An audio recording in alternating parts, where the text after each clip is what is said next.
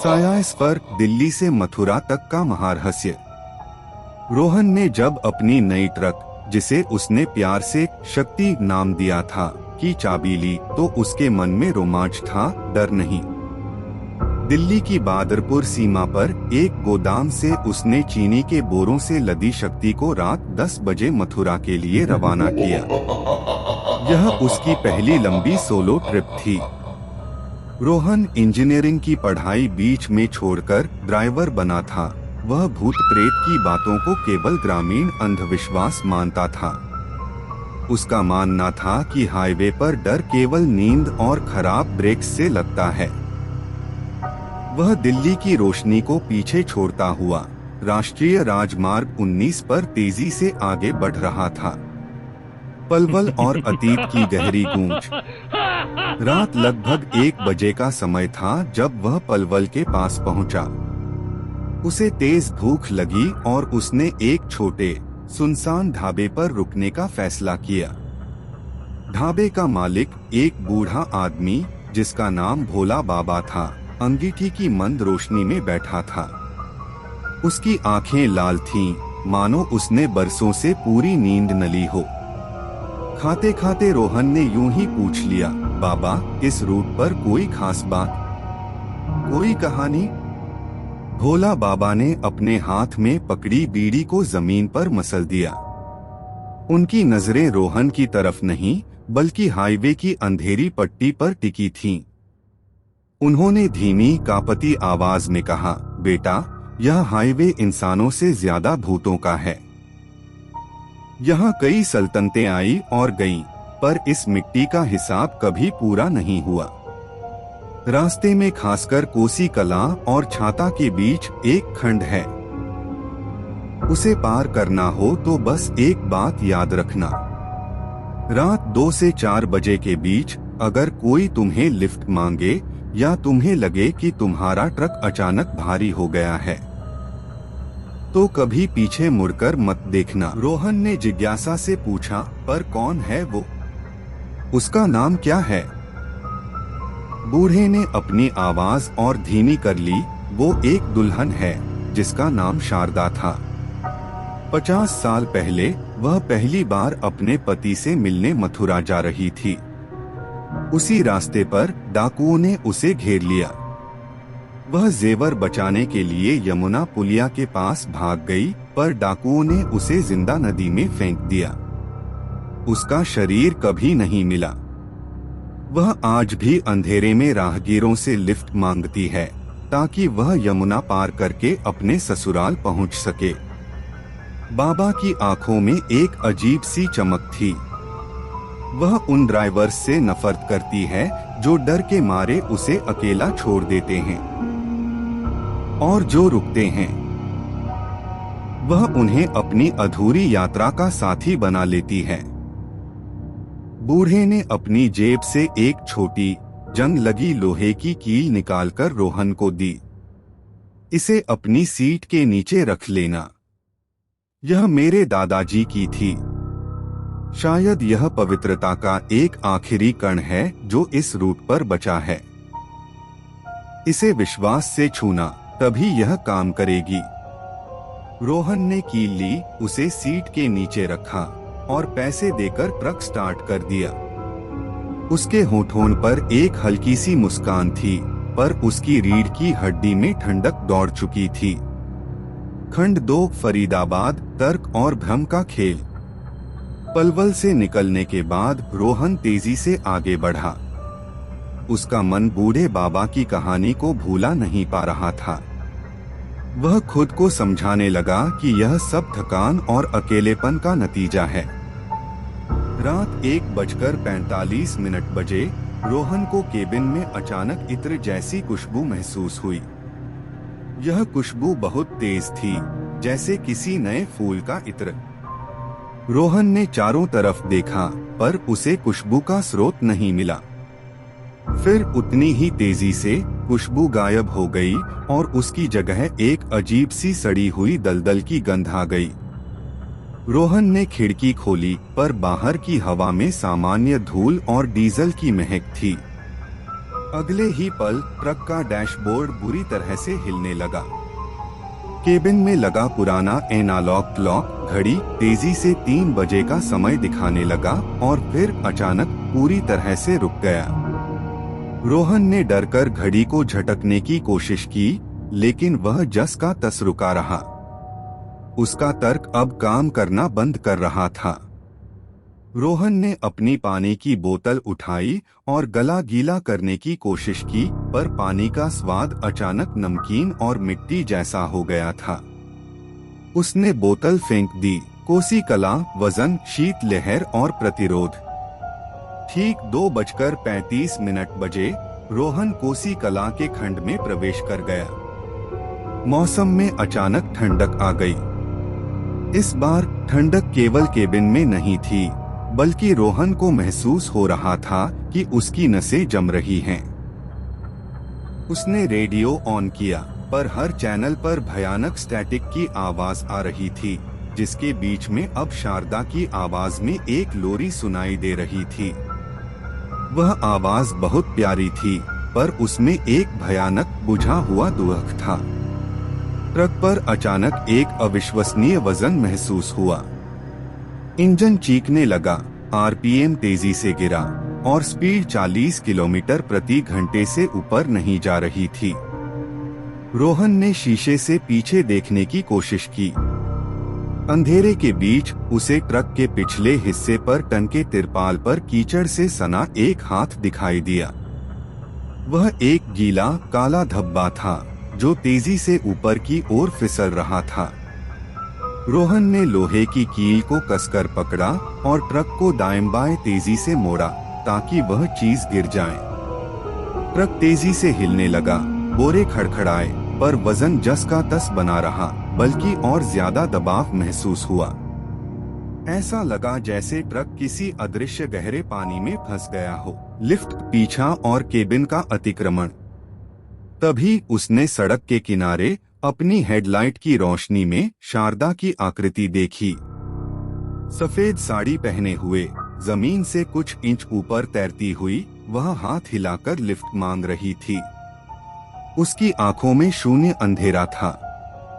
रोहन ने आंखें बंद करके ट्रक की गति और बढ़ाई। जैसे ही वह तेजी से आगे निकला, उसने रियर व्यू मिरर में देखा, वह महिला अब हाईवे के बीचों बीच खड़ी थी। उसने अपनी साड़ी का पल्लू मुंह पर कस लिया और फिर वह अमानवीय तेजी से ट्रक के पीछे दौड़ पड़ी। रोहन 15 मिनट तक 100 की रफ्तार पर ट्रक चलाया। अब उसे पीछे की तरफ से लगातार धीमे धीमे ठोंकने की आवाज सुनाई दे रही थी। साथ ही अब तिरपाल को फाड़ने की खरखर की आवाज भी आने लगी। रोहन ने हांफते हुए अपनी सीट बेल्ट खोली। तभी उसकी नजर बगल वाली सीट पर पड़ी। सीट पर नदी के सिल्ट जैसे कीचड़ के छोटे छोटे गीले निशान थे, केवल 2। उसके कानों में अब फुसफुसाहट नहीं, बल्कि एक महिला की दबी हुई रोने की आवाज सुनाई दी जो उसके दिमाग में गूंज रही थी। उसने गियर बदलने की कोशिश की। तभी गियर लीवर अपने आप हिलने लगा और गियर जबरदस्ती न्यूट्रल हो गया। रोहन ने पूरी ताकत से लीवर को पकड़े रखा। वह अजीब ताकत इतनी ज्यादा थी कि उसकी उंगलियां दुखने लगी। ट्रक तेजी से अपनी गति खोने लगा। अचानक बगल वाली खिड़की के शीशे पर एक ठंडी सांस महसूस हुई, जिससे शीशे पर भाप जम गई। रोहन ने देखा कि उस भाप पर किसी ने अपनी उंगली से 2 बिंदी खींच दी हैं, जैसे माथे पर लगाई गई हो। फिर रोहन की परिधीय दृष्टि ने उसे बताया कि बगल में कोई बैठ गया है। शारदा, वह महिला जिसके काले बाल गीले थे और आंखों में शून्य था, रोहन की तरफ मुड़ी हुई बैठी थी। उसकी आवाज अब जोरदार थी, जो सीधे उसके दिमाग में गूंज रही थी। तुम भी मुझे यहाँ छोड़ जाओगे ड्राइवर? मुझे यमुना पार करा दो। 50 साल हो गए हैं। मेरे साजन मथुरा में मेरा इंतजार कर रहे हैं। मुझे यहाँ अंधेरे में नहीं मरना है। मुझे मेरा कंगन चाहिए। अतीत का फ्लैशबैक और मानसिक युद्ध। शारदा ने रोहन के हाथ पर अपना बर्फीला हाथ रखा। रोहन चीखा, पर आवाज बाहर नहीं आई। अचानक रोहन की आंखों के सामने दृश्य बदल गया। वह अपने ट्रक के केबिन में नहीं था, बल्कि एक बैलगाड़ी में बैठा था। शारदा नईनवेली दुल्हन के रूप में बगल में बैठी हंस रही थी। उसके हाथों में सोने के कंगन चमक रहे थे। तभी दृश्य फटा। डाकुओं की चीखें, तलवारों की आवाजें और फिर यमुना के बर्फीले पानी में डूबने का भयानक एहसास, सांसें रोके जाने का दर्द। रोहन को लगा जैसे वह पानी में डूब रहा है। चीनी के बोरे उसके चारों ओर तैर रहे हैं। शारदा की आवाज उसके दिमाग में गूंजी, तुम मुझे बचा सकते थे। तुम भी उन लोगों की तरह हो जो मेरे दर्द को अनदेखा करके भाग जाते हैं। अब तुम भी मेरे साथ डूबोगे। रोहन ने अपनी अंतिम शक्ति लगाकर अपनी जेब में रखी लोहे की कील को पकड़ा और उसे कसकर अपनी हथेली में दबा लिया। उस कील की रगड़ से उसके हाथ में दर्द हुआ और वह फ्लैशबैक से बाहर निकल आया। वह फिर से अपने ट्रक के केबिन में था, हाँफ रहा था। शारदा अब और ज्यादा क्रोधित हो चुकी थी। अंतिम परीक्षा मंदिर और मुक्ति की ओर। शारदा ने अपनी शक्ति का अंतिम दांव खेला। ट्रक का पूरा डैशबोर्ड चमक उठा और इंजन अचानक पूरी तरह से बंद हो गया। ट्रक 100 किलोमीटर प्रति घंटे की रफ्तार से केवल गति के बहाव में आगे दौड़ रहा था। ट्रक के दोनों हेडलाइट्स तेजी से फ्लिकर करने लगे। शारदा की आवाज रोहन के कानों में चीख बनकर गूंज उठी, तुम नहीं जाओगे। तुम भी मेरे साथ इस अंधेरे में रहोगे।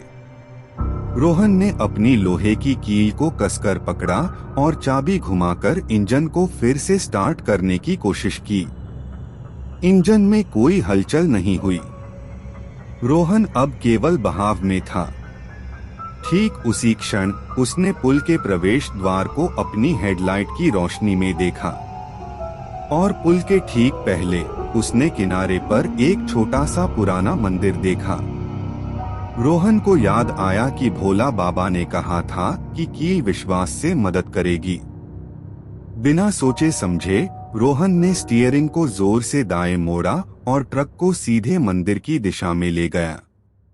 यह उसकी आखिरी उम्मीद थी, ईश्वरीय शक्ति के पास शरण लेना। जैसे ही शक्ति मंदिर की दीवार से कुछ इंच की दूरी पर पहुंची, ठीक उसी क्षण इंजन में एक जबरदस्त आवाज हुई और वह फिर से स्टार्ट हो गया। शारदा की आकृति रोहन की आंखों के सामने धुएं की तरह छंट गई और रोहन ने महसूस किया कि वह तेजी से पुल पर प्रवेश कर रहा है। यमुना पुल पर अंतिम दृश्य। जैसे ही शक्ति पुल पर तेजी से दौड़ी, रोहन को महसूस हुआ कि उसकी बगल वाली सीट खाली हो गई है। ट्रक का वजन एकदम से कम हो गया और वह भयानक ठंडक भी चली गई। पुल पार करते ही रोहन ने अपने रियर व्यू मिरर में देखा। उसे पुल के बीचों बीच हवा में तैरती हुई शारदा की आकृति दिखाई दी। इस बार वह रोहन को देख नहीं रही थी। वह पुल के नीचे यमुना नदी के अंधेरे पानी को घूर रही थी। उसका हाथ अब लिफ्ट मांगने के लिए नहीं उठा था, बल्कि वह अपने अधूरे कंगन को टटोल रही थी। वह अब गुस्सा नहीं, बल्कि केवल दुखी और उदास लग रही थी, मानो उसने अपनी हार स्वीकार कर ली हो। सुबह का उजाला और सच्ची भेंट। रोहन ने ट्रक को मथुरा के वेयरहाउस में रोका, जहां सुबह की पहली रोशनी फैल चुकी थी। वह बाहर निकला और कांपते हाथों से चाय पी।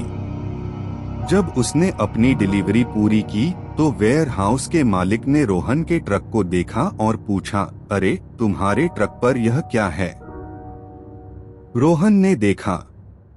ट्रक के पिछले दरवाजे पर, जहां तिरपाल बंधा था, वहां एक जगह पर कपड़े के फटने का निशान था। और उस फटे हुए हिस्से के नीचे किसी ने सिल्ट में डूबी हुई उंगली से एक छोटा सा कंगन बना दिया था। लेकिन इस बार रोहन ने उस कंगन के निशान के ठीक नीचे अपनी नजर गड़ाई। उसने देखा कि एक छोटा सा सुंदर चांदी का कंगन ट्रक के टायर के ठीक ऊपर लगे फेंडर पर फंसा हुआ है। यह वही कंगन था जिसे शारदा ने अपने ससुराल ले जाना था। रोहन ने कंगन उठाया, उसे एक साफ कपड़े से पोंछा और फैसला किया कि वह इसे यमुना के किनारे उसी मंदिर में चढ़ा देगा जिसने उसकी जान बचाई थी। अगले दिन रोहन ने कंगन को मंदिर में चढ़ाया और शारदा की आत्मा की शांति के लिए प्रार्थना की। उस रात के बाद रोहन को कभी भी हाईवे पर कोई इत्र की खुशबू या लोरी की आवाज सुनाई नहीं दी। इस कहानी से मिलने वाली शिक्षा। यह कहानी जीवन और मृत्यु के बीच के रहस्य को दर्शाती है और हमें एक गहन शिक्षा देती है। सबसे बड़ी शिक्षा यह है कि तर्क और भय के बीच सच्चा बचाव केवल आंतरिक विश्वास और करुणा में निहित होता है। जब रोहन ने अपने तर्क को किनारे करके बाबा की चेतावनी, विश्वास और शारदा की पीड़ा, करुणा को समझा, तो वह उसे पराजित करने की जगह उसे मुक्ति का मार्ग दिखाने में सफल रहा। इसलिए सबसे बड़ा साहस डर को मारना नहीं, बल्कि उस डर के स्रोत के प्रति सम्मान और विश्वास रखना है।